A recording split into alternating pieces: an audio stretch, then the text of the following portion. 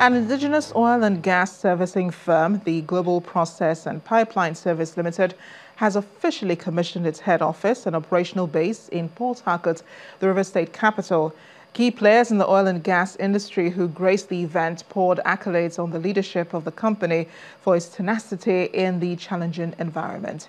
The company's managing director, Obi Uze, pledged its commitment to providing quality professional service in the industry. A performance by a cultural troupe highlights the commissioning of the magnificent edifice that will serve as the head office and operational base of Gppsl, an indigenous company with a vision to become a leader in oil and gas process and pipeline services within Nigeria and West Africa. The chairman of the company and the managing director give details of how it evolved and its achievements so far. One of the greatest joys of teaching, being in the academy, is to come across a graduate who has become eminently successful. He has internalized the knowledge he had acquired and creatively launched himself on a trajectory that transcends the limits of scholarly exposure. The success story of a company that has carved a niche for itself in the oil and gas sector of the country is lauded by key players in the oil and gas industry. Over the years, we've built our reputation on professionalism and quality service delivery in oil and gas without compromising safety, quality standards.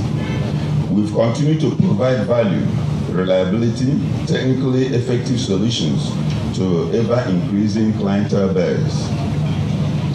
Our critical success story includes massive in-house capacity in terms of fit-for-purpose equipment, competent, dedicated and resilient workforce. All said, the dignitaries are conducted round on a tour of facilities and then the cutting of the tape.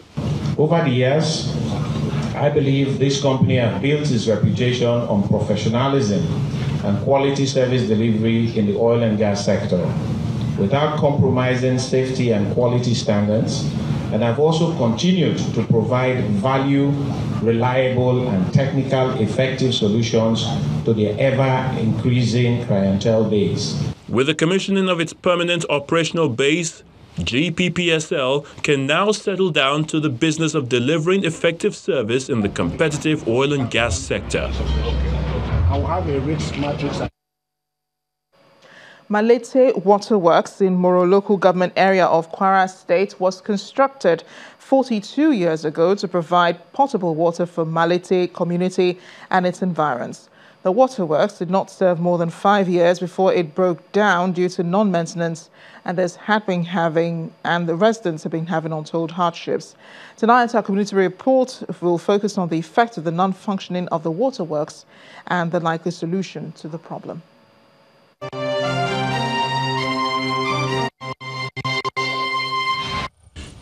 Abandoned, obsolete and distorted, the Malate Waterworks, built 4 decades ago to serve this community and its environs, is now a shadow of itself, leaving the community in dire need of one of the necessities of life: water. The 2-kilometer road leading to the waterworks is another story. Here, the battle for potable water is tough. The residents of nearby communities rely on untreated water from the dam. The project was established in the year 1976 during the era of Murtala Rahmat Muhammad. The community can boast of benefiting from this dam not more than 5 years before it could not be maintained and made available to the community again due to one problem of the other that is best known to the government as of then. For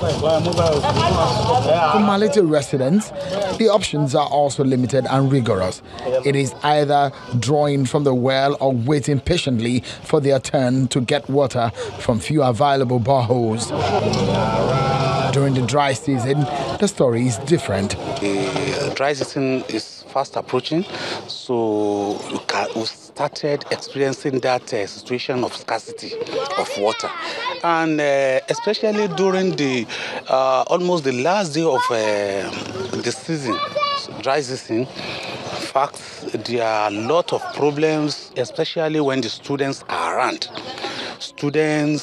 There are confrontation between students and the community members. So whenever we come here, thousands of students are managing this water alone.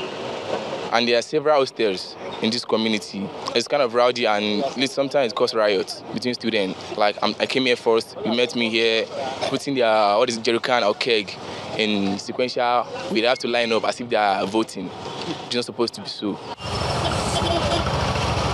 One of the members of the National Assembly from the state, who also doubles as the chairman of House of Representatives Committee on Water, says the amount needed for the project has been captured in the 2018 budget. We have provided under the 2018 Appropriation Act, the capital portion of the Lower Niger River Basin Development Authority budget, a percentage of some money for them to reticulate Malate water to the town and the catchment area. Equally, we have included the provision of that reticulation to the university itself, so that our kids that are in that school will for the first time benefit from that dam. The water has been collected, it's just remaining the reticulation. Malate and its environs have waited for many years to have potable water. As the wait continues, the health implication of the current situation is a source of concern.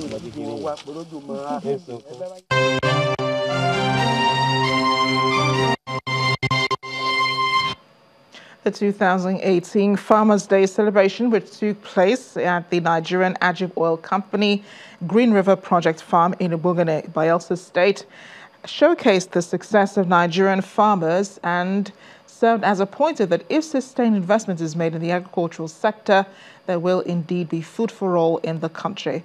The Nigerian Ajib Oil Company, which has successfully spearheaded the Green River Project with the aim to provide improved living standard for the rural people through the promotion and development of agricultural schemes, were indeed delighted as beneficiaries of the scheme exhibited their produce at the farmers' market.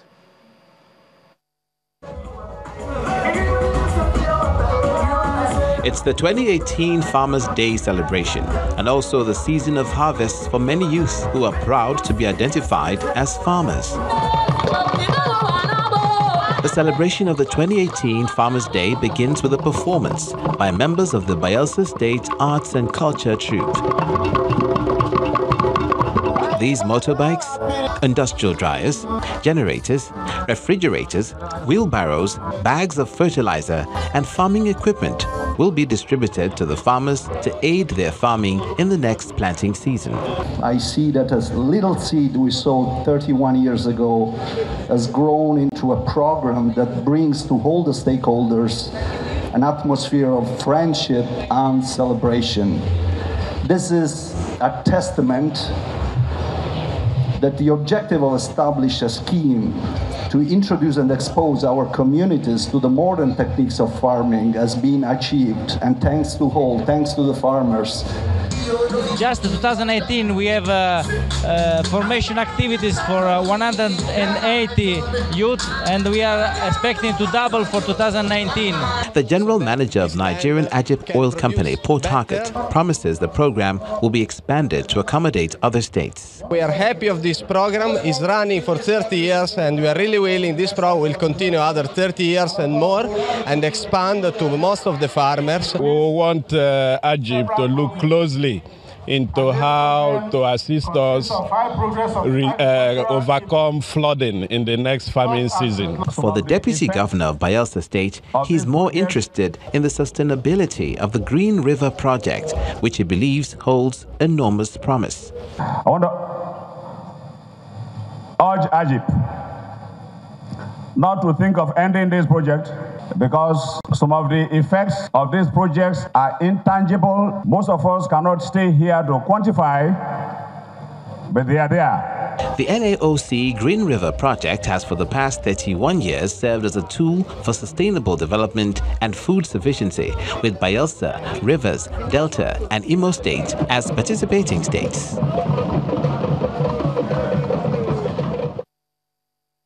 12 social enterprises and non-profits have emerged winners of the first Google Impact Challenge Africa and have each been awarded a share of $2 million in grant funding. 4 of the 12 will receive $250,000 each, while 8 runners-up will each receive $125,000.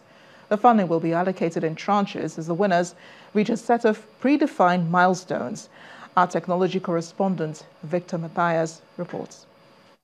This is a gathering of players in the information and communications technology sector, as global tech giant Google is set to support companies solving local problems using technology through the Google Impact Challenge Africa.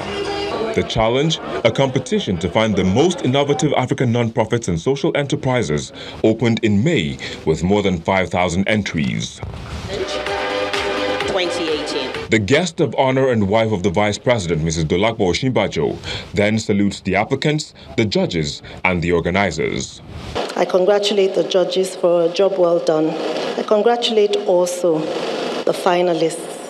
Thank you so much for making us proud. Each of the 12 finalists then pitched their enterprise to the judging panel. We wanted to come up with a digital transformation strategy that will create 10,000 digital entrepreneurs by 2025. This is a surgical blade. This helps to separate the umbilical cord of the mother from the baby. This is a... Let me hold it. Okay, and then this is a delivery mat.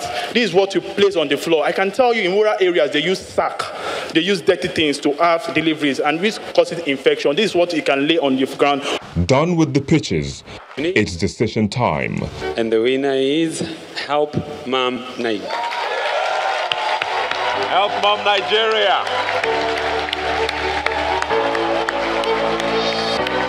4 enterprises, VetSarc, the CC Yara Foundation, Help Mom, and Project Enable Africa emerged winners of $250,000, while 8 others went home with $125,000 each. You have a great idea. Yes, it will touch people, but is it feasible? And an important part of the feasibility criteria is the team capable of executing on their idea.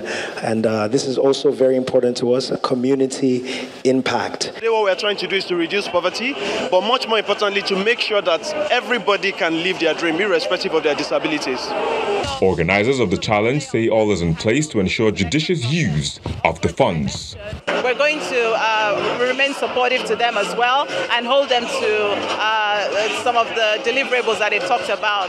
With this done and dusted, another challenge will be called for, as the tech giant says it is eager to provide support to individuals and organizations using technology in new ways to make a positive difference. Victor Matthias, Channels Television News.